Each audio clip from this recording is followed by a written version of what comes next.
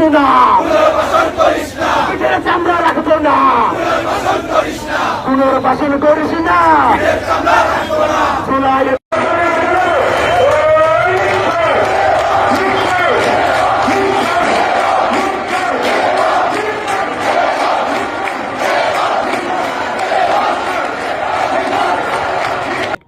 আপনার এই ককটেল আর কয়েকটা এই বিস্ফোরণ ঘটিয়ে তারা মানে ইউনূস সরকারকে নাকি ঢাকা নাকি দখলে নিয়ে গেছে। এই ধরনের হাস্যকর এবং এই ধরনের এই পাগলদের কর্মকাণ্ডে রীতিমতো অতিষ্ঠ বাংলাদেশের মানুষ। এবং এই আগুন নিয়ে উনি ওনার আওয়ামী লীগের কর্মীদেরকে বলছিল, যারে যেখানে পাইবা ধইরা ওই আগুনের মধ্যে ফেলে দিবা, আগুন দিয়া পোড়াইয়া দিবা, যারা বাসে আগুন দিবে তাদেরকে ওই বাসের আগুনের মধ্যে পোড়াইয়া দিবা, তাইলে বুঝতে পারবে আগুনের জ্বালা কেমন। আসসালামু আলাইকুম, এবিসি টাইম নিউজে আপনাকে স্বাগতম। দর্শক, ইতিমধ্যেই কিন্তু বাংলাদেশের বিভিন্ন স্থানে ব্যাটিং শুরু হয়ে গেছে, বাট পরিপূর্ণ খেলা শুরু হয়নি। কেননা শুধু ব্যাটিং হলে হবে না, সাথে বোলিংও থাকতে হবে। তাই বলবো, যদি কেউ আওয়ামী লীগের বোলিং থেকে থাকেন তাহলে দয়া করে একটু বল মারুন, আর যদি সম্ভব হয় যারা বর্তমানে ব্যাটিং আছে তারা যদি 4 অথবা 6 মেরে দিতে পারেন তাহলে খেলাটা ভালো মজবে। যাই হোক, ইতিমধ্যেই আপনারা বুঝতে পেরেছেন আমি কি বোঝাতে চেয়েছি। ইতিমধ্যেই যারা আমাদের চ্যানেলটি সাবস্ক্রাইব করেছেন তাদেরকে অসংখ্য ধন্যবাদ। যারা এখনো আমাদের চ্যানেলটি সাবস্ক্রাইব করেননি, ভালো লাগলে চ্যানেলটি সাবস্ক্রাইব করতে পারেন, সেই সাথে একটি লাইক, একটি কমেন্ট, ভিডিওটি শেয়ার করে দেখে আসি আজকের ভিডিওর বিস্তারিত। দেশের রাজনীতির ইতিহাসে খুবই একটা গুরুত্বপূর্ণ দিন হিসাবে মানে পরিলক্ষিত হচ্ছে যেন এই 13ই নভেম্বর। প্রধান উপদেষ্টা জাতির উদ্দেশ্যে ভাষণ দিলেন, আন্তর্জাতিক অপরাধ ট্রাইব্যুনাল সক্রিয় হলো, আওয়ামী লীগ লকডাউন ঘোষণা করলো। তার আগে 2-3 দিন ঢাকায় যে ঘটনা ঘটলো, মুহুর্মুহুর বিভিন্ন জায়গায় ককটেল বিস্ফোরণ, বাসে আগুন দেয়া, এই ব্যাপারগুলো জনমনে, রাজধানীবাসীর মনে প্রচণ্ড আতঙ্ক তৈরি করেছে। এই আতঙ্কের কারণেই মানে এক ধরনের বিশ্লেষকরা মনে করছেন যে এই আতঙ্কের কারণেই হয়তো নগরবাসী ঘর থেকে না বের হওয়ার চেষ্টা করবে। এক ধরনের অলিখিত লকডাউন হয়ে যেতেও পারে শুধুমাত্র এই আতঙ্কের কারণে। এমন না যে আওয়ামী লীগ ব্যাপারটাকে প্রতিষ্ঠিত করবে, মানে মানুষের ভাবনার কথা বলছি, যে আওয়ামী লীগ ব্যাপারটাকে প্রতিষ্ঠিত করবে, একটা বড় শোডাউন কিছু করে ফেলবে, সেই ব্যাপারগুলো আলোচনায় এখন পর্যন্ত আসছে না। জানি না আজকে দিন শেষে কি রেজাল্ট হবে, কিন্তু গত 2-3 দিনে যে আতঙ্ক তৈরি হয়েছে সেই আতঙ্ক আমার মনে হয় যে রাজধানীবাসীর মধ্যে ঢুকে গেছে, এবং সেই আতঙ্কের কারণে আজকে নেহায়েতি কাজ না থাকা মানুষ কেউই বাড়ি থেকে হয়তো বের হবেন না। এরকম পরিস্থিতিতে বিবিসি বাংলা তাদের শিরোনামে যেটা বলছে, তারা বলছে আওয়ামী লীগের ঢাকা লকডাউন কর্মসূচির আগে ককটেল বিস্ফোরণ, বাসে আগুন, ঘিরে জনদুর্ভোগ।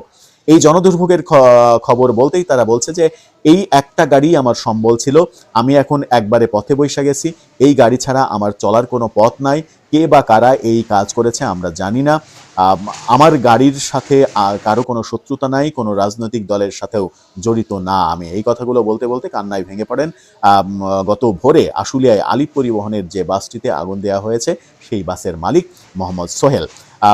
বুধবার ভোর 3:45টার দিকে বাসটিতে আগুন লাগিয়ে দেওয়া হলে এটি পুড়ে কয়লা হয়ে যায়। এই ঘটনায় দোষীদের বিচার এবং ক্ষতিপূরণ দাবি করেছেন বাসটির মালিক। আর বাংলাদেশের রাজধানী ঢাকা সহ কয়েকটি জেলায় বুধবার সহ 3 দিন ধরে অন্তত 13টি বাসে আগুন দেওয়া হয়েছে। বিভিন্ন স্থানে ককটেল বিস্ফোরণের ঘটনা ঘটেছে। পরিবহন শ্রমিক, শিক্ষার্থীর সহ সাধারণ মানুষের জীবনে এসব ঘটনা প্রভাব পড়েছে।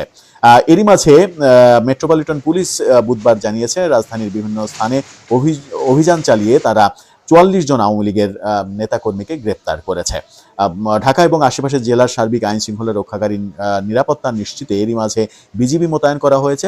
রাজধানীর বিভিন্ন গুরুত্বপূর্ণ স্থানে পুলিশের পাশাপাশি র্যাব ও বিজিবি সদস্যদের দায়িত্ব পালন করতে দেখা গেছে, এবং ঢাকার বাইরেও যে এটা স্প্রেড হয়েছে সেটা মানে আমরা বিভিন্নভাবে খবর পেয়েছি ঢাকার পার্শ্ববর্তী দেশগুলোতে, এবং বিশেষ করে আওয়ামী অধ্যুষিত যে জায়গাগুলো যেমন গোপালগঞ্জ, ফরিদপুর, মাদারীপুর, বাগেরহাট, এমনকি খুলনাও, এই জায়গাগুলোতে এবং বরিশাল, এই জায়গাগুলোতে পুলিশের তৎপরতা, গোয়েন্দা পুলিশের তৎপরতা বেড়েছে। শ্রমিক পরিবহন মালিক সমিতি থেকে বলা হয়েছে যে লকডাউন ডাকলেও তারা বাস চালাবে। সকল শ্রমিকদের আহ্বান জানিয়েছে তারা যে বাস যেন চলে। বাস কতটা চলবে, কিভাবে চলবে সেটা হয়তো মানে বাস্তবতা দেখলেই আমরা বুঝতে পারবো। এদিকে বিভিন্ন স্কুল সূত্র বলছে যে স্কুলের ছাত্রছাত্রীদের স্কুলে আসার ব্যাপারে নিরুৎসাহিত করা হয়েছে। বিভিন্ন অফিস তাদের কর্মকর্তাদের হোম অফিস করার সুযোগ দিয়েছেন।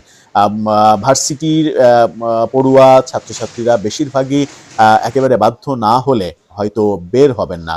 ঢাকা কলেজের একটা আদেশ জারি হয়েছে, দেখলাম যে তাদের পরিবহন আজকে চলবে না। এরকম যে ঘটনা, এবং গত 2 দিন থেকে ঢাকার বিভিন্ন হোটেলে, আবাসিক হোটেলে পুলিশের তল্লাশি এবং পাইকারি দরে পুলিশের তল্লাশি, এই তল্লাশি এত ঘটনা, এই ঘটনাগুলো একটা আতঙ্কের পরিবেশ তৈরি করেছে।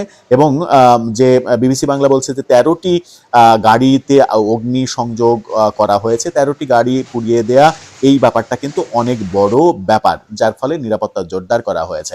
আবার এই বাস আগুন দেওয়ার ব্যাপারে আওয়ামী লীগের অ্যাক্টিভিস্টদের ফেসবুকে লেখালেখি দেখছি যে এই বাস পোড়ানোর সংস্কৃতির সঙ্গে তাদের কোনো সম্পর্ক নেই। সরকার তাদের মিত্র শক্তিদের দিয়ে বাসে আগুন লাগিয়ে তার দায় আওয়ামী লীগের উপরে চাপাতে চাই এবং আওয়ামী লীগকে জনগণের কাছে খারাপ হিসেবে উপস্থাপন করতে চাই। এরকম ভিন্নধর্মী মতামতও আমরা দেখছি। ঠিক সেই মুহূর্তে বাসে আগুন কারা দিল, ককটেল কারা মারছে। হ্যাঁ, মজার ব্যাপার হচ্ছে যে গ্রামীণ ব্যাংকের হেড অফিসের সামনে ককটেল কারা মারছে, উপদেষ্টা ফরিদা আক্তারের প্রবর্তনার মানে মোহাম্মদপুরের প্রবর্তনার সামনে 2টা ককটেল কারা মারছে। সারা দেশে একাধিক গ্রামীণ ব্যাংকের অফিসে লক্ষ্য করে ককটেল কারা মেরেছে। এই ব্যাপারগুলো হয়তো মানে সন্দেহ তৈরি করে যে এই ঘটনাগুলো মানে অস্বীকার করার উপায় নেই যে এটা আওয়ামী লীগের নেতাকর্মীরাই করেছে। কারণ আপনি যখন গ্রামীণ ব্যাংকে টার্গেট করবেন তখন বোঝাই যায় যে এটা আওয়ামী লীগের কর্মকাণ্ড। কিন্তু মাঝখানে আমরা দেখলাম শান্তা মরিয়ম ইউনিভার্সিটির বাস পুড়িয়ে দেওয়া হলো, সেটাকে নিয়ে আওয়ামী লীগের নেতাকর্মীদের লেখালেখি দেখলাম যে তারা প্রাইভেট ইউনিভার্সিটির ছাত্রদের মাঠে নামাতে চাইছে আওয়ামী লীগের বিরুদ্ধে। এই কারণে প্রাইভেট ইউনিভার্সিটির একটা বাসে টেকনিক্যালি আগুন ধরিয়ে দিয়েছে, ধরিয়ে আওয়ামী লীগের উপরে দায় চাপাতে চাইছে, যেন প্রাইভেট ইউনিভার্সিটির ছাত্রছাত্রীরা ক্ষেপে ওঠে, জ্বলে ওঠে, তারা যেন রাস্তায় নেমে আসে এবং আওয়ামী লীগের 13 তারিখের যে লকডাউন, সেই লকডাউন প্রতিরোধ করতে পারে। এরকম এই দিনটা আরো বেশি গুরুত্বপূর্ণ হয়ে উঠেছে। একই দিনে লকডাউন, একই দিনে শেখ হাসিনার বিচারের রায়ের তারিখ ঘোষণা, একই দিনে প্রধান উপদেষ্টার জাতির উদ্দেশ্যে ভাষণ, সবকিছু কাকতালীয়ভাবে মিলে যাচ্ছে, নাকি এটাকেও ভবিষ্যতে কেউ মেটিকুলাস ডিজাইনের অংশ হিসেবে দেখবেন, কিংবা কেউ হয়তো নতুন করে নতুন কোনো ডিজাইন হিসেবে সামনে নিয়ে আসবেন, সেটাও হয়তো ভবিষ্যৎই দেবে। তবে বিবিসির প্রতিবেদন যেটা বলছে, সেই প্রতিবেদন এটা নিশ্চিত করে যে জনমনে একটা আতঙ্ক তৈরি হয়েছে। গত 2-3 দিনের কার্যক্রম এবং এই 13 তারিখের আয়োজন নিয়ে একটা বড় আতঙ্ক তৈরি হয়েছে, যে আতঙ্কটা হয়তো জনগণকে নিরুৎসাহিত করবে ঘর থেকে বের হওয়ার।